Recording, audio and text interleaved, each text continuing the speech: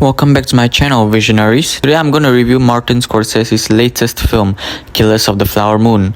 It stars Leonardo DiCaprio, Robert De Niro, Lily Gladstone, Jesse Plemons, Brendan Fraser, and a slew of other great actors. This might be the fastest 3.5-hour film I've ever seen, actually.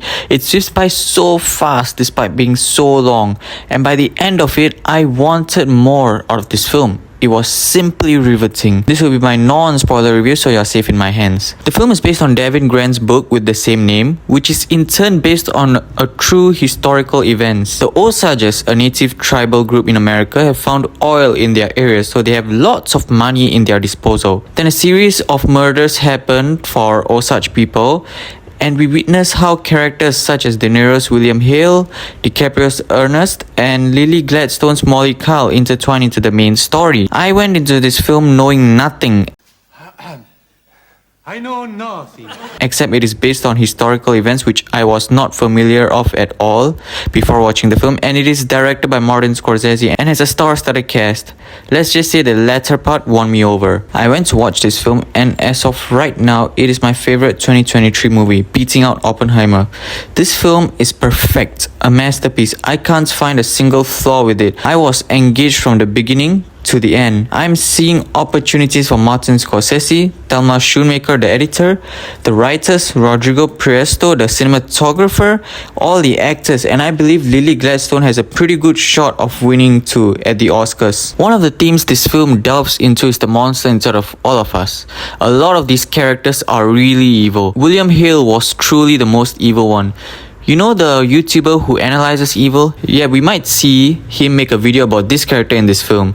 The politics was really engaging, and I really how it explores ideas relating to the darker side of humanity and themes regarding to the laws as well. How the law can be manipulated, the people can be manipulated and used, how a good man can turn into someone evil and filled with regrets. The extent to which certain people will go to in order to achieve what they want.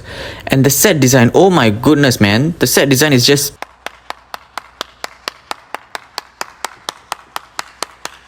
hands down, bro, hands down. They put in a lot of hard work and money into bringing the olden day Fairfax to life. All the buildings and vehicles were built, and there was very little use of VFX. Yes, there was a bit, but very little. It is the most purest form of filmmaking I've seen in quite a while. Very much like films in the olden days when there was no VFX, it uses many other traditional forms of filmmaking. The cinematography looks beautiful and vintage because it reminds you a lot about old films. With the way the lighting and camera movements were done, I was in awe, and I felt betrayed at the end. I needed more from this film, but then again, that's what all films should strive to do, make the audience yearn for more.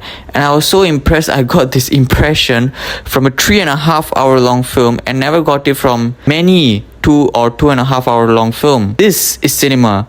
I would love to see more films like this. The symbolisms are also there. I've never really studied the history behind this time and these incidents, but still, I love the symbolisms in this film. And I believe those who study the history behind these events would appreciate it more. And the soundtrack, man.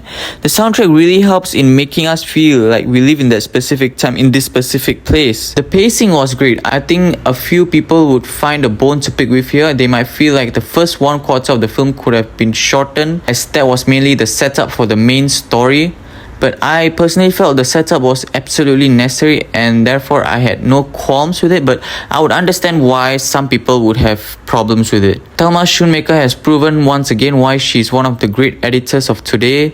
This film was immaculately made.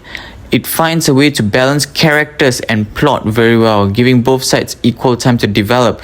Martin Scorsese has made a lot of character studies. This is not a character study, but it balances characters and plot very well. And honestly, this is a masterpiece. I have nothing else to say. I'm going to give it a 10 out of 10. And that's all I have for this video. If you like this video, click the like button. If you want to see more, subscribe to my channel. And see you guys next time. You guys are always the best.